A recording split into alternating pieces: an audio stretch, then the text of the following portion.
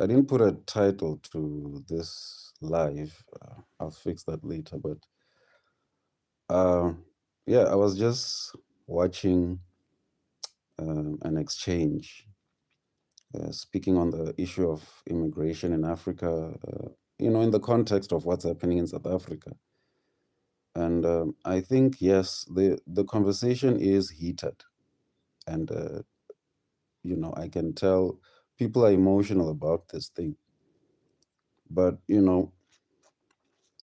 one of the things that came forth is that there are those who say they are anti-xenophobia or whatever, Afrophobia, whatever they're calling it. And their position is that South Africans are not focused on the right things, They are reducing everything to people are taking our jobs. They are reducing everything to the microeconomy, as they call it, instead of focusing on the mines. As Julius Malema said, I won't fight for spaza shop. I will fight for the mines. Yeah. Well, my honest opinion is we're still not ready for the conversation. We're still coddling each other too much. We're not being as brutally honest with each other and ourselves as we should be. This is a complex issue, no doubt. But ultimately, there are some questions we have to ask ourselves on accountability, leadership, self-development, community development,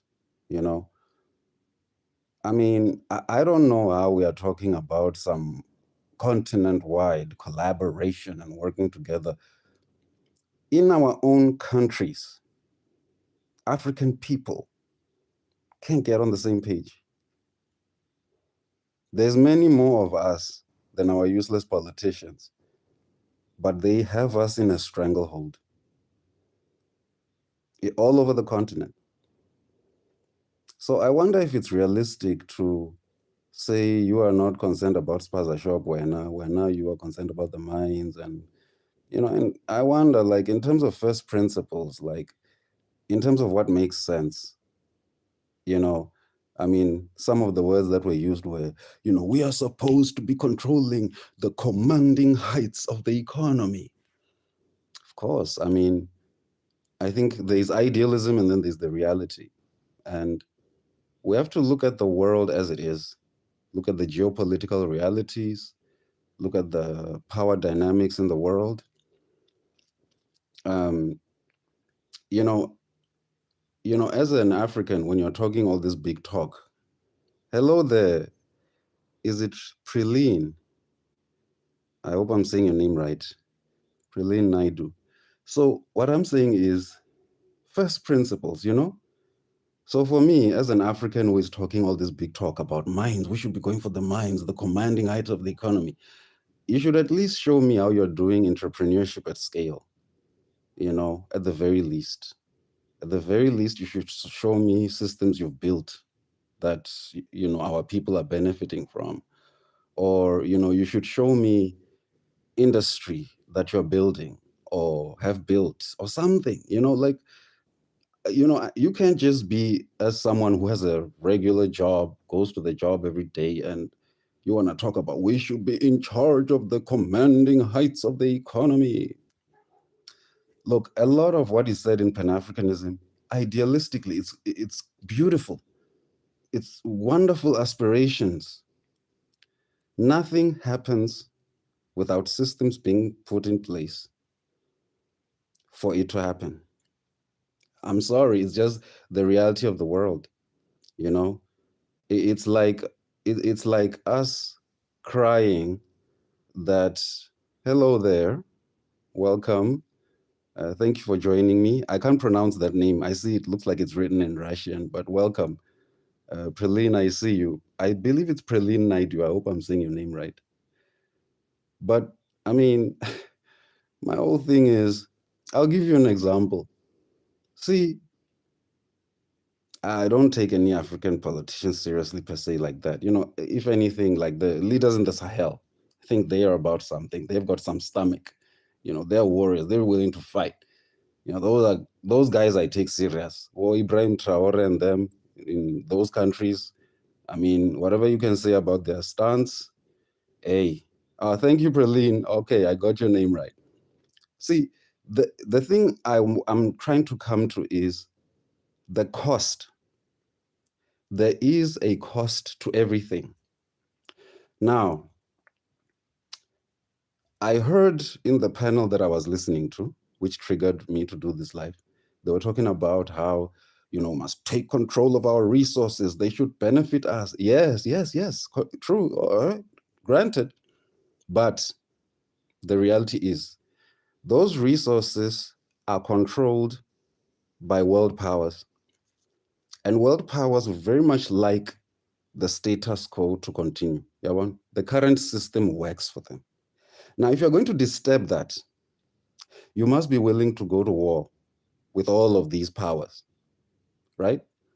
Now, say South Africa is just like, the United States is just so unjust. Let's go to war with them. Sure, and you could be justified morally, ethically, whatever. You will be on the right side of history, but you're going to be devoured. You'll be chowed. That's when the rubber meets the road. And then the idealism steps out the window when you realize, oh, shucks, this is the force I'm up against. That's the reality. So I'm not saying let's not fight. I'm saying count the cost. It's called geopolitical grand strategy. You don't just think the next thing. No, we must take what's ours. Fine. Look, I ain't fighting you. But you looked at your opponent. You looked at yourself. Honestly reflected on your strengths, your weaknesses, your opponent's strengths and weaknesses. See, the one country I respect, and I always will, those guys, them Iranians, those guys in Iran, those guys were willing to disturb the global economy, not a regional economy, not a continental economy, the global economy. They were willing to pay the cost, and the cost has been high for them. But there they are in the trenches. My question to Africans who are talking all this big talk, I'm just interested in knowing the cost. Like, what's your budget?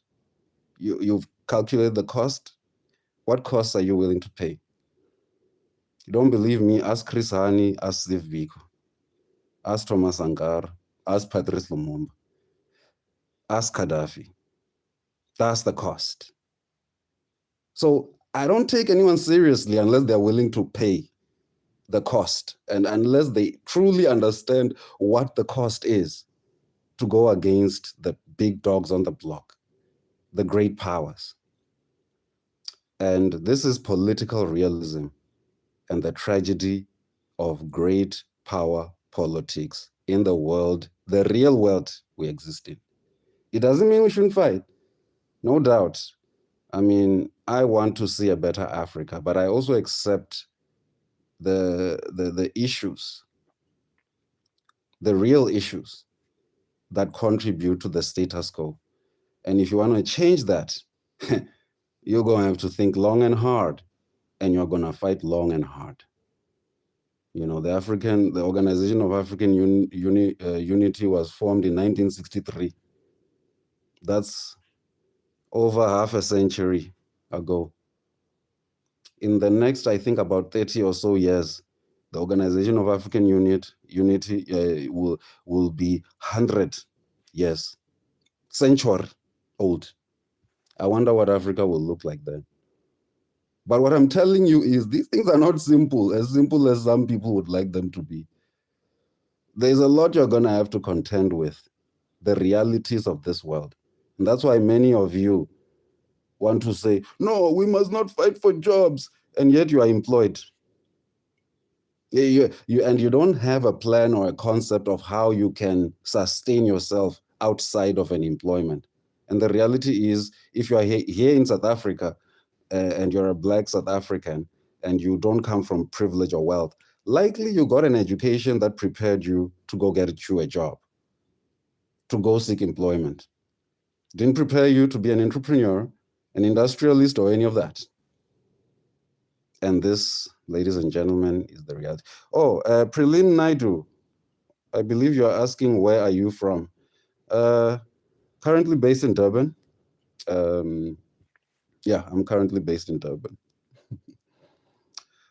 So yeah, you know, African family, I think as much as I would say, I mean, look, I don't know if it is the best solution to say, let's chase all illegal immigrants out of the country in South Africa. I think it's complex, but we must also ask ourselves these difficult questions. If we're saying, no, we mustn't focus on that, we must focus on this, then you better tell me the cost and what, you know, your mitigation strategy for that cost is. And if you are willing to pay it, then we start to talk about something.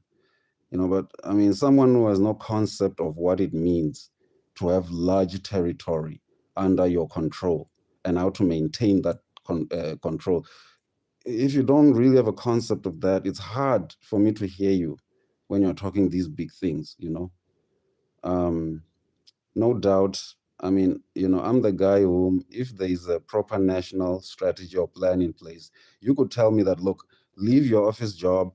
We actually don't need that many people in the office job. According to our national strategy, we need you to go and be trained for 3 months as a bricklayer.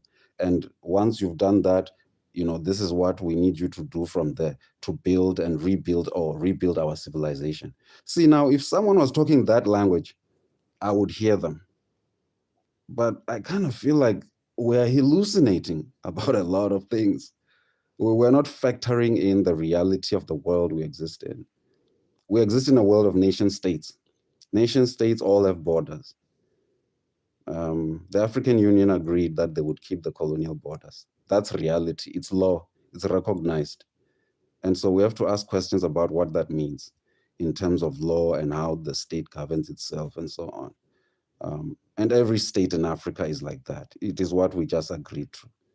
And so nothing should be about hatred or anything like that. And, you know, even how it's framed and how we engage with each other, it shouldn't be, it should just be us being truthful and reflective.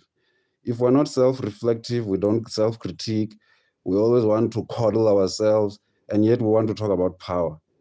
The Chinese have real power. And you know the cost they paid for that? Millions of them lost their lives as they were trying to figure it out in terms of what they must do, you know. So there is a cost. Then there's the Singapore example, Lee Kuan Yew, and how he did things differently, you know. So, I mean, there are many things we can think about, but the thing I want us to never be delusional about are the real implications of the great powers.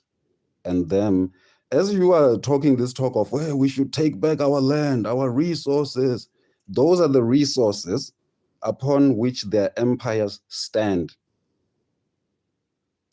Empire will crush you if you are disturbing its interests. That is just a natural response that you must expect. And when you have that reality as a realization, then you have a better way to think about the strategy you're going to deploy. Hey, man, what do I know? I mean, I'm not one of these great intellectuals and thinkers, you know. Apparently, you know, we have many intellectuals in this conversation. But that's my piece, my contribution. I think let me not make this long, African family. Let me jump off. Prilin Naidu, I'm about to head out. Unfortunately, I'm not able to translate the Russian name, but yeah, I see you as well, and thank you for joining me. I imagine joining me all the way from Russia. Appreciate it.